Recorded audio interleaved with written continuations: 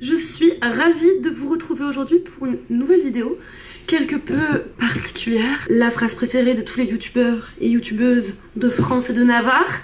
Mais c'est réel, c'est véridique, c'est une vidéo un peu spé dans le sens où j'ai envie de tenter un nouveau format sur ma chaîne. Ça fait quelque temps que j'y pense et que j'ai un peu cette envie de sortir de mon format habituel en fait qui est très bien, que j'aime beaucoup, mais qui ne me permet pas de tout faire et de tout dire non plus, et surtout qui me frustre un peu parce qu'on peut aussi parler de mode dans un discours différent. On n'est pas obligé de le faire de manière aussi cadrée et genre compliquée que ce que je le fais d'habitude. On peut en parler de manière beaucoup plus simple et spontanée, et c'est un peu à ça que vont servir ces vidéos si j'en fais plusieurs. Et puis j'avais aussi envie par le biais de ces vidéos un peu plus vlog du coup, hein, comme leur nom l'indique, de vous raconter un peu des petites anecdotes de trucs fashion qui peuvent se passer dans le quotidien mais qui ne méritent pas à ce qu'on leur dédie une vidéo de 20 minutes quoi. Je ne suis pas encore maquillée, il faut que je parte bientôt, donc je vais faire un petit get ready with me. Aujourd'hui nous sommes précisément le lundi 5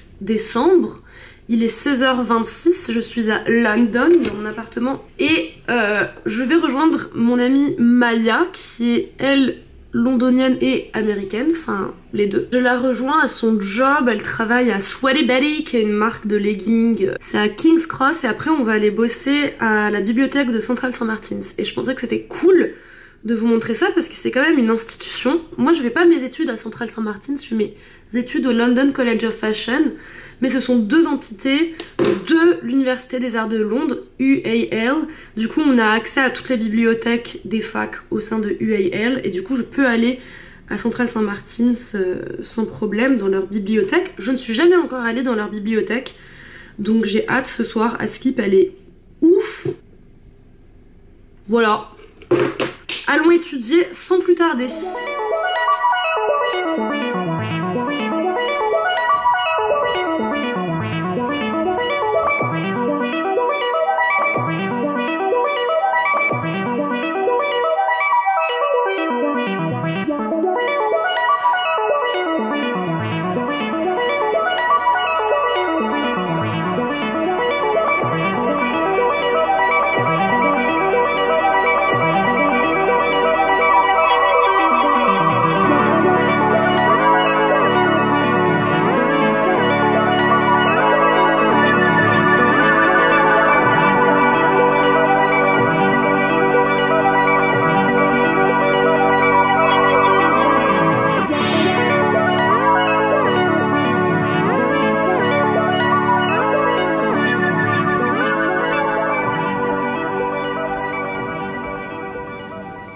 Working.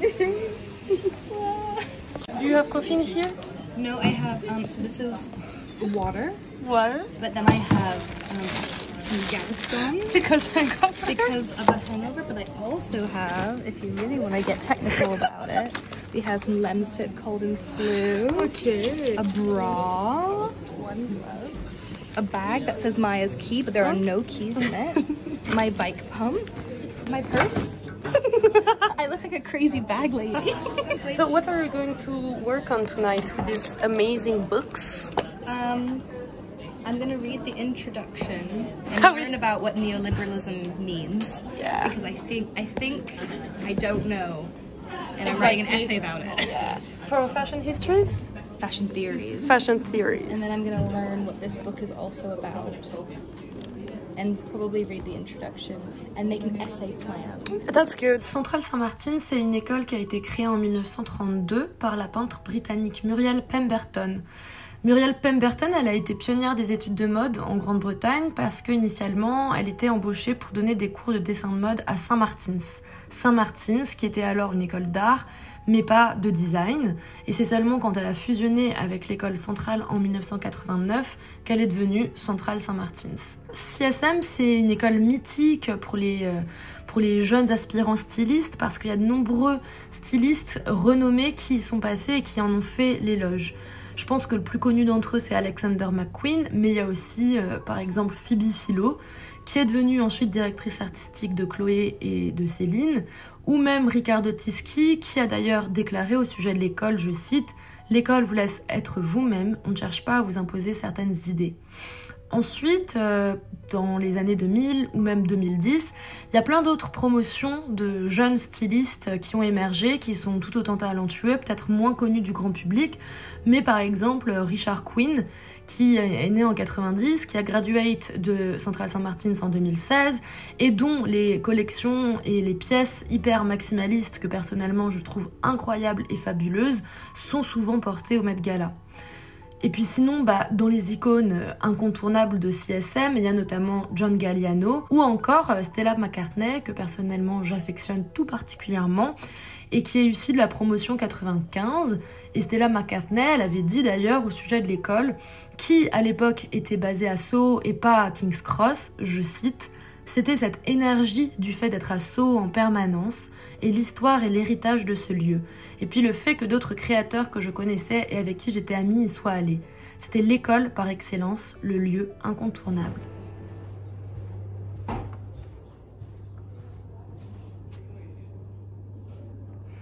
Alors ça, c'est tous les Vogue de toutes les nationalités. Donc là par exemple, American Vogue. Toutes les archives dans des gros bouquins comme ça. Ce qui est assez useful, je dois dire. Là, on a le English Vogue. Et à LCF, au London College of Fashion, je crois qu'il y a le French Vogue. Je crois qu'il n'est pas ici. Je dois dire que c'est quand même fou. Moi qui galérais à avoir des livres sur la mode à Paris. Parce que ça coûte cher d'avoir tout ça. Voyons voir ce que c'est que la French Fashion. Durant la Première Guerre mondiale.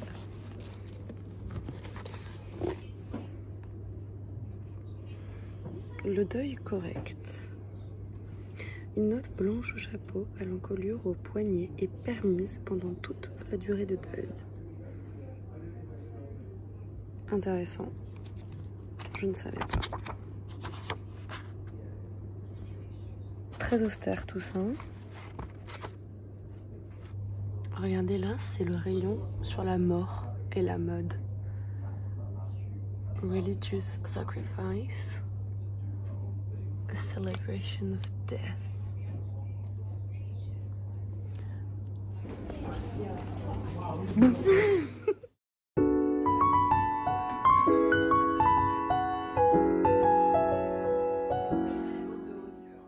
Salut! Aujourd'hui, un moment fashion et pas des moindres que nous avons tous et toutes déjà expérimenté.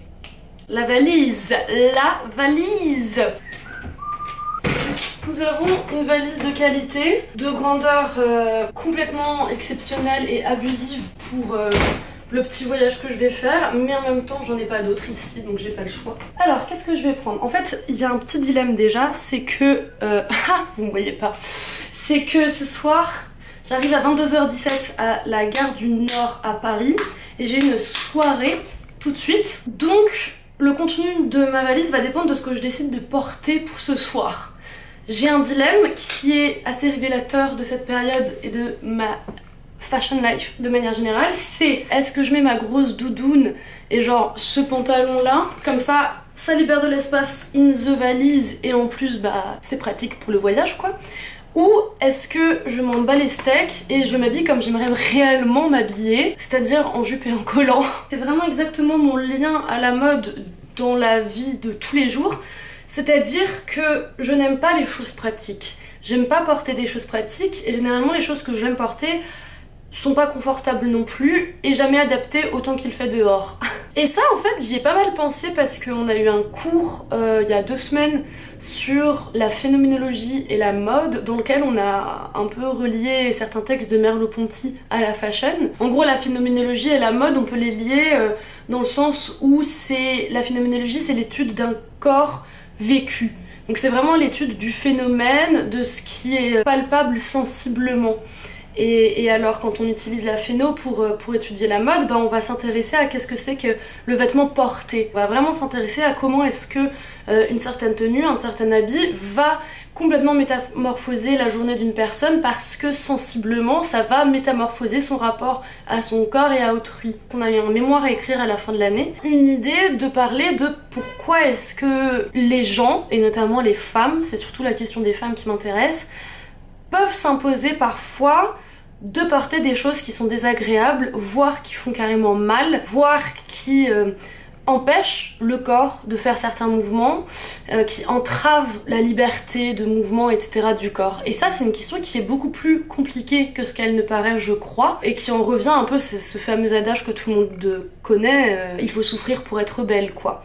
Et je pense qu'il y a pas mal de questions qui sont hyper intéressantes à découdre là-dedans, dans ce problème-là, parce que ça invoque non seulement la question de la libre agentivité, c'est-à-dire pourquoi est-ce qu'on va s'imposer ça alors que personne ne nous l'impose. Après, bien sûr qu'on fait partie d'un système patriarcal dans lequel il faut mettre des talons au bureau, il faut se maquiller, il faut machin, un truc bidule. En dehors de tout ça, il y a quand même, on ressent un certain plaisir. Et je pense que ça vient aussi du fait que parfois, pour prendre conscience de son corps, on a besoin qu'il nous fasse mal. Sinon on s'en rend pas forcément compte, ou du moins on a besoin de le drainer ou de le pousser dans une certaine forme de limite en fait, pour pouvoir vraiment se rendre compte que on a une enveloppe corporelle définie et qu'il existe, qu'il est là. Enfin bref, j'en sais pas plus, mais c'est une question qui m'intéresse pas mal, donc à voir si j'ai vraiment envie d'écrire un mémoire entier là-dessus, mais c'était un truc qui me passait par la tête. Petit close-up, je l'avais franchement il y a 6 ans je pense. Ça pareil, si tu... non, une petite fente ici, je sais. Et comme ça, et changer de couleur.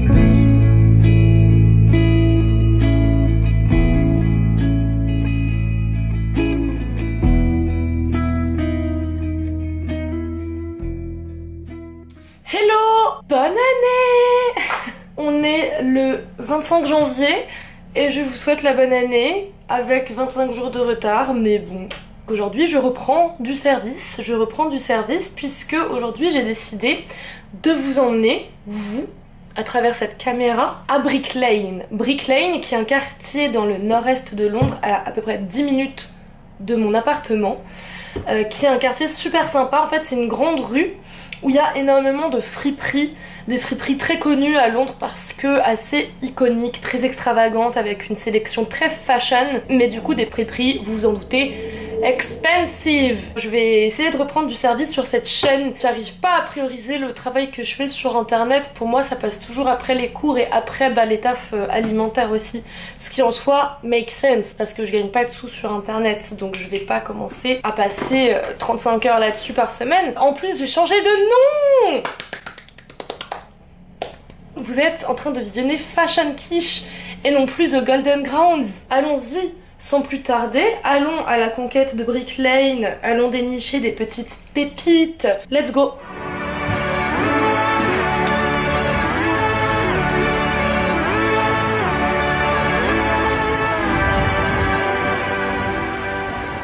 Donc là on est sur Bethnal Green Road et là-bas c'est Shoreditch High Street. Mais on voit pas parce qu'il y a plein de brume. Mais normalement il y a des gros buildings. Très sympa Shoreditch comme quartier.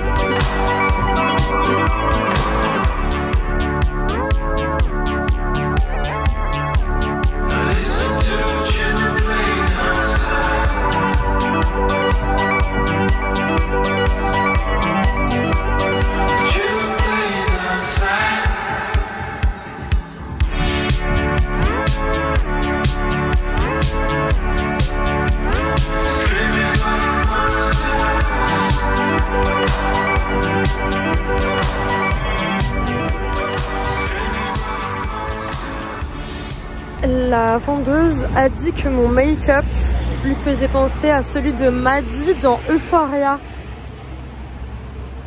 En même temps, je viens de claquer 30 livres dans un top qui en valait 10. Donc oui, I will take the compliment. Donc là, on arrive un peu à la fin de la rue des fripes. Enfin, on peut continuer dans la rue, mais il n'y a plus tant de fripes que ça. On a juste une que je vais vous montrer encore, c'est elle, Cream. Elle est très sympa, vous allez voir.